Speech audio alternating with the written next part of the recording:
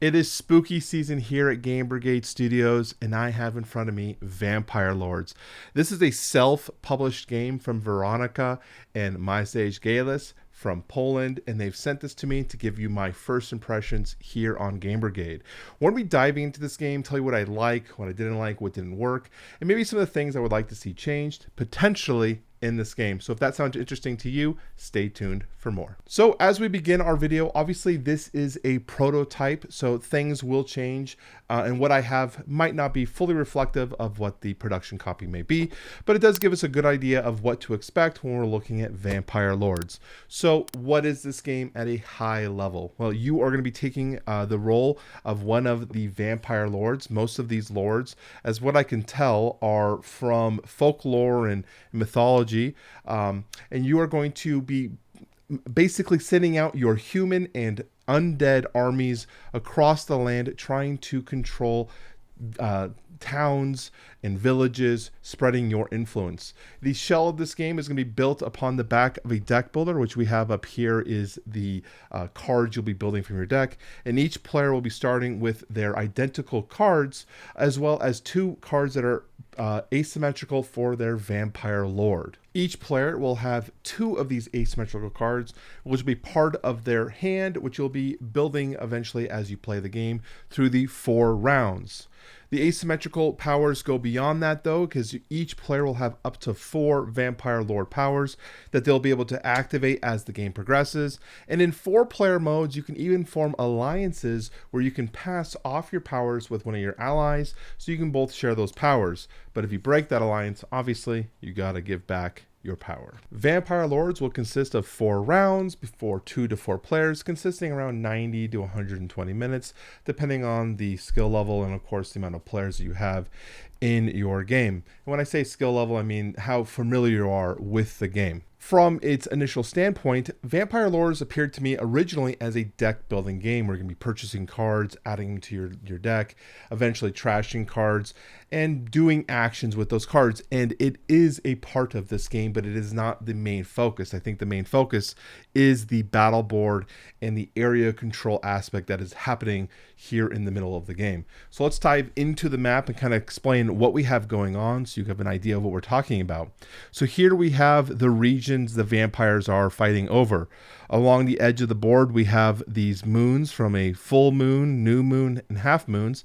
These are indicating each of the rounds, and there's a number indicating how many cards each player will have in their hand. At the edges of the board, you'll also see on these half moons here, there are additional tokens. These are your vampire hirelings, basically new vampires you'll be recruiting, adding them to your arsenal, allowing you to take advantage of the courts, which are located on the borders here. In the middle of the map, you'll have different types of towns and villages. The towns are indicated by these larger structured items, these ones that are colored in, and they basically are the victory points that you're going to be calculating and trying to gain control of to win the game. In a standard game, you must control 5 of these towns. If you have an alliance, so in a 4-player game, you would have to control 8. The other little locations are villages, and these are things that you need to have control of so you have free movement of your troops, because if you don't have control of them, you'll be fighting the locals there, the local militias. And they're also a good way to gain resources so you can keep funding your different types of armies. So what are those resources? Well, this game has 2 types of resources, and it's important to note those because as we go to the purchasing deck, there are different types of resources you'll need to use to buy those cards. And those 2 resources are gold and blood. The gold is going to be used mostly for human type interactions, so dealing with living type players, while blood is going to deal with more of the undead. Not necessarily always, but in terms of my gameplay experiences, that was the best way to notice them. And the way you gain those resources are by controlling these different types of locations on the board.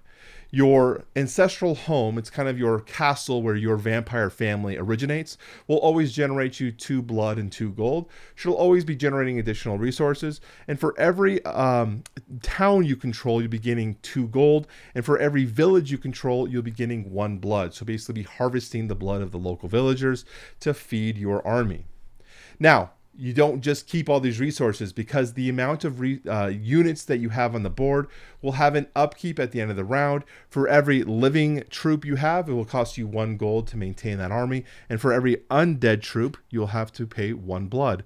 The troops are differentiated by their color. So the white are the human or the living troops, while the black are the undead. Your vampire lord will be stationed here originally at the center of the board with your ancestral home. And you'll have some additional actions that you can do with them, such as sending them out to raid or to push their influence upon these villages, going to court to get additional abilities, and whatnot. Let's take a look at one of the player boards to kind of get an idea of what those abilities are. So looking here at Elizabeth's player board, you can see there are 2 icons, the flag and the vampire. What it's referencing is when you discard a card for an effect. So in the top of every card, we'll put this right here, there is either a flag, banner, or a vampire. You can discard the card to take the effect of the icon, which would be listed right here. So if I discard a banner card, such as this Bloodlust card, and do this, I could recruit 3 living troops to my ancestral castle, I can march, move my armies basically around, to, move around the board. Pretty simple stuff. If I discard a vampire card, such as this Crypt Keeper up here, we can do one of the vampire actions. The first thing you would do is subdue a village. You'll place a vampire, so it can be any of your vampire hirelings here that you have that are available once you get to those levels.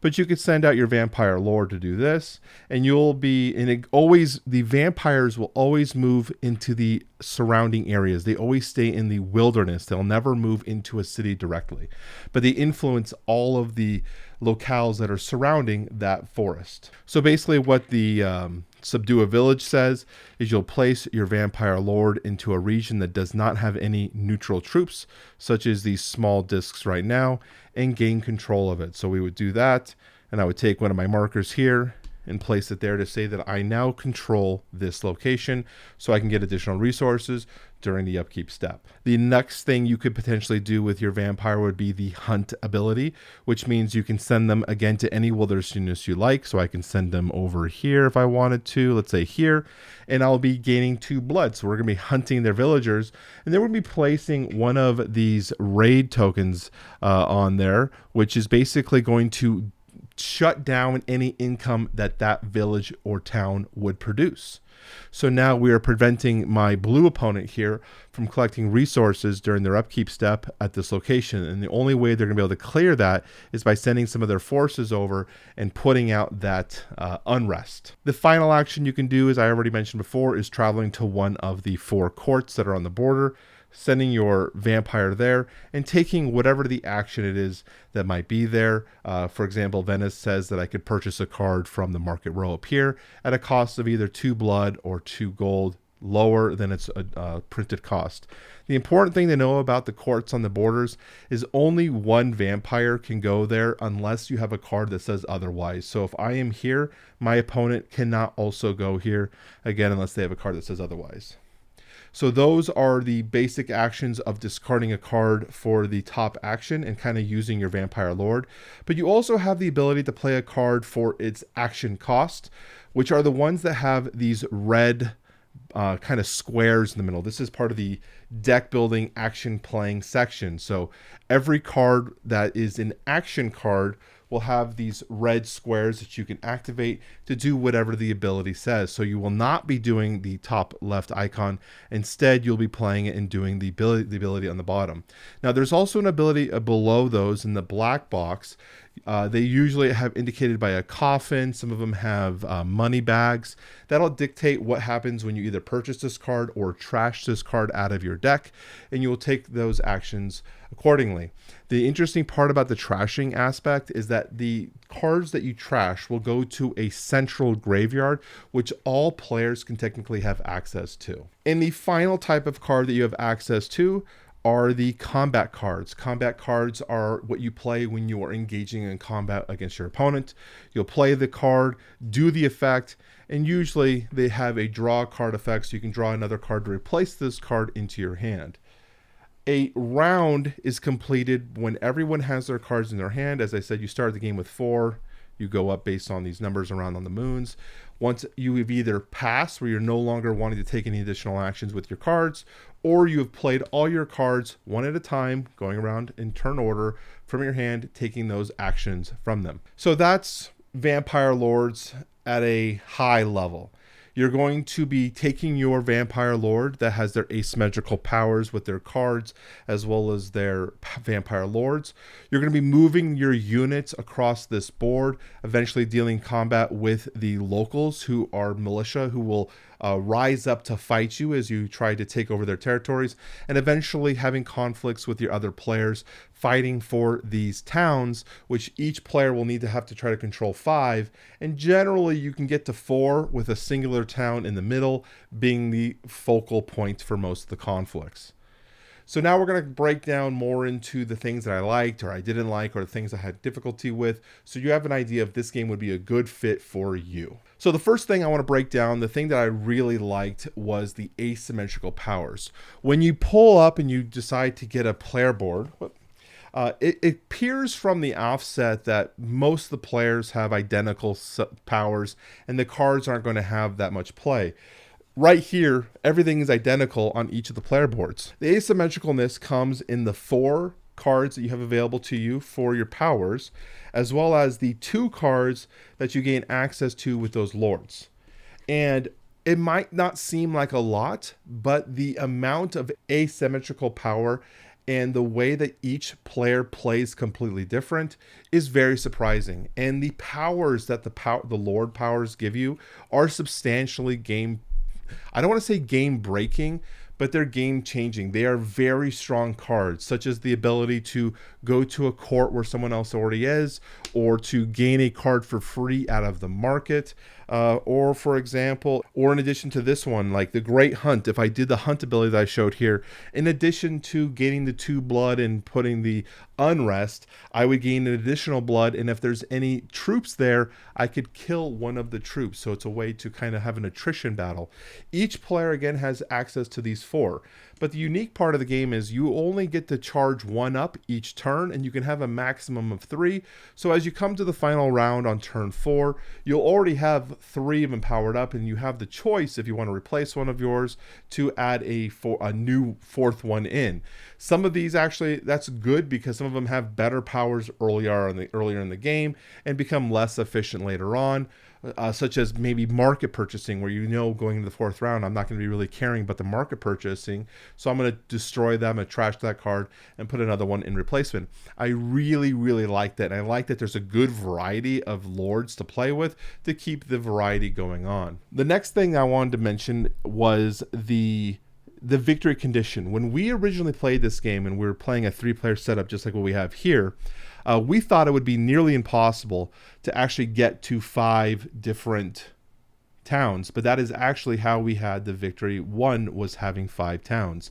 There are powers and abilities through the action cards that can form villages to towns, generating additional towns. So there's some interesting gameplay selection with that, and making sure that you're looking at what cards are available and how you're taking over those regions. You also have to really balance how far you're spreading out and the forces you have, because as you're spreading out, you don't want to leave territories in your back territories, the rear of your forces, I guess, exposed, because there's no more defense. So if someone decides to march through your territories, they can easily transverse through that and take the territories over. Every faction has a starting location that is across the board, giving you easy access or backdoor entry to both of your opponents. So your opponents have to kind of focus on removing them, but they're not easy to get to.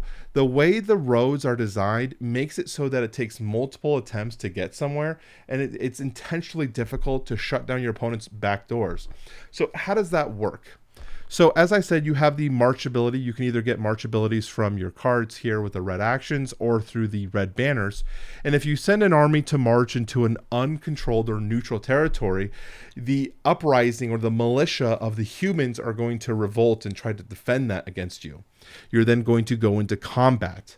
So what will happen? So we have the blue faction moving in here. 3 humans from local surrounding villages and whatnot are going to show up to fight you. And why are they doing this? Well, who wants vampire lords taking over their village? And then you're going to be rolling dice. The power for everyone is 1 per colored chip. So in this situation, we have 3 humans, so they have 3 power. And I've got 2 army men here, so 2. But my vampire lord is actually adjacent to this location, so he's providing a +2 benefit. So this will be 4, 2, 5. Now, I can always play a combat card here. Neutral armies don't do that. And give myself an additional benefit or do something in that regard to make this more favorable for me.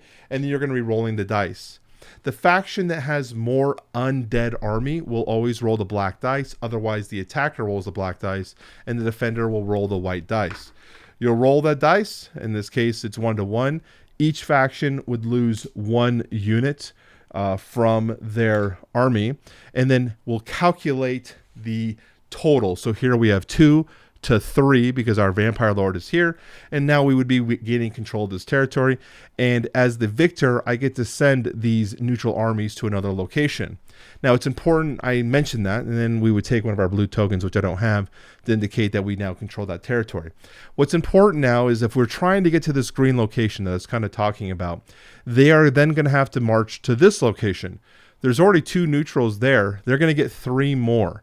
So the neutral armies are going to constantly forming up and becoming this barrier wall to kind of block your forces as you're spreading out. So you're going to constantly need to be refreshing your armies, reinforcing your fronts, but also understanding that you can't leave your back doors open because if someone comes in, these no longer are defended because there's no more militia supporting their defense. So the only way you can defend them is by having either your own armies there or by keeping your opponents out. I also really liked the strong thematic injection that this game integrates into the system. As I mentioned, you have the 4 courts. One of them is Rome, where you says choose another player, and if they don't pay me 4 blood, they have to move their high lord there, and I would then gain 3 gold. I thought of this as like, you know, we literally were like, I will call you upon the court, you know, and sending them to, you know, talk to the circle of elders of the vampire lords in Rome, and the only way they could prevent that was by giving me some of their blood money. I thought that was really cool. You also have necromancy over here, which lets you dig cards out of the graveyard. Venice lets you buy more cards, and the vampire elders over here allow you to get more vampire or undead armies into your forces. So I really thought the thematic injection was there, but also in the card play, which has incredible art. The art, I believe, was done by one of the designers as well. I think it screams very gothic, very original. I like it a lot. And the way the card art is played with the card abilities is top notch. So I really enjoyed the thematic nature that the game is filling here. Overall, player interaction felt pretty high and integrated. There wasn't much downtime because you're only playing 1 card on your turn and taking the action from that. Sometimes those actions can lead up to additional actions occurring. For example, by playing a card and going to the necromancer, which let me then do another thing and doing another thing. You would see a little bit of that, but not much. For the most part, turns are pretty snappy, and the player interaction with each other is pretty good because you're constantly either damaging your opponents with riots or unrest, dealing damage to them through combat, or keeping track of the movements of the board so you can look for any openings that you have to potentially get to your victory points. So overall, my impressions were very solid in terms of the way the game played with the players, the interaction, the thematics, all solid. But what were the things that I felt like needed to work? What are the things I would request to see if they would be improved? The first thing were some rules mechanics. It's not like the rules were broken. It was just more of clarity issues with the rule book. I don't think that these are things that are going to negatively impact the game, and I think that they're probably working out, and they've already, when I sent an email to them kind of asking for clarifications on some of the rules I ran into, they already had answers which aligned to what I thought they would be. And they've already said that they have people that they are already asking for assistance or changes with that. But I did have some mechanical issues. Sometimes the cards wouldn't be very clear of what would happen, especially because the rulebook didn't answer those questions. For example, one of the Lord cards is to it's a combat card to take either money or blood from them. And when you use that against an AI, against the neutral armies, we weren't sure if the blood or money would come from the supplier or not, since they don't, the AI neutral don't have that. And it doesn't say that in the rulebook. But it is yes. The answer was yes, they would. Obviously, it made sense if you use that against your opponent. You're taking it from your opponent. But there were just some clarifications. Nothing that was game breaking that made the game unplayable or anything like that. It was more like I just wanted to see more clarifications in those rules. In terms of something I think people might not like or potentially could be aware of, when I didn't buy this game. When I played this game originally, I thought the 4-round structure was not going to be enough to do things, to eventually get through the deck and to experience the deck building nature of the game. But that's actually not true. I actually found myself very much enjoying the way the game structures things up, especially with the ramping up 4 cards, 5 cards, 6 cards, then back to 5 cards. So you really have an interesting kind of touch nature here and trying to figure out what to do. But your deck eventually turns into a machine where you are getting some efficiencies. Also, the way the game works with the trashing mechanic. So again, if you're looking here at the red and you have the black and you have the ability to trash cards, it opens up additional abilities for you to do things and combo things. I had a card that let me trash 2 cards and also take the red ability on those cards as well as the trashing effect. It just made things kind of fun and interesting, being able to do some powerful effects. One of them was like get 4 humans into locales I control. That's just so powerful. And normally you play that one time and you're kind of done. But as we're coming into the final round, I'm like, well, I'm going to play this. I'm going to get 4 troops. I'm going to trash it. I'm going to get 4 more troops. It just really made it a very powerful effect. The bluffing as well was also an interesting mechanic that we found into because of the aspect of having combat cards, and the combat cards are not necessarily game breaking, but they are affecting of the way the combat happens, because they can affect the math and whatnot, and they encourage you to be played because they cause you to draw additional cards. So you're moving through your deck. It made combat kind of interesting as you're kind of approaching and getting in combat with your opponents here, because you just don't know what tricks they're holding up their sleeve, but you do know you have to make these pushes forward and eventually getting into it.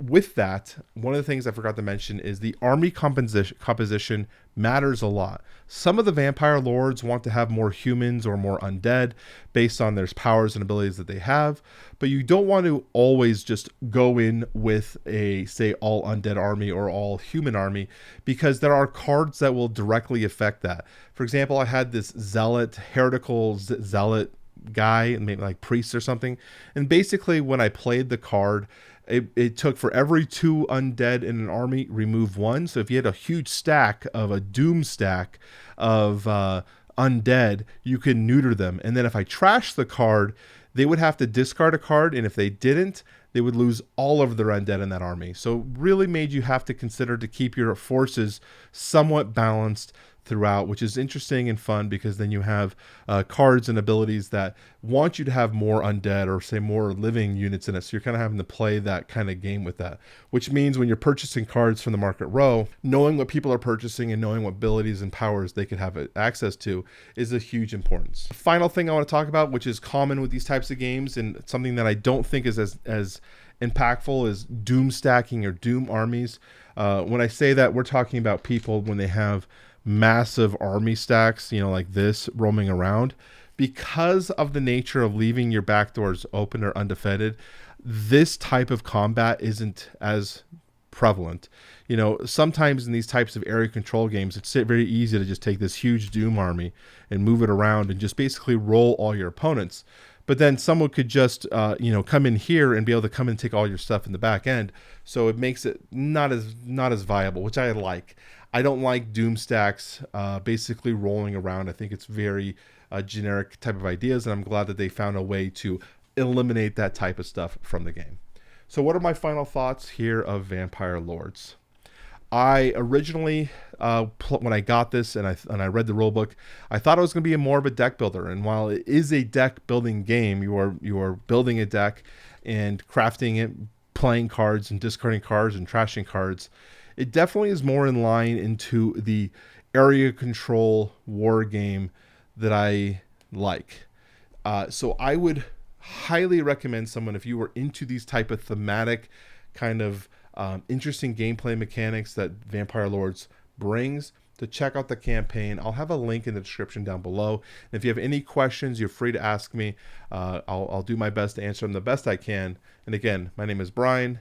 You're watching Game Brigade, and I'll talk to you very soon.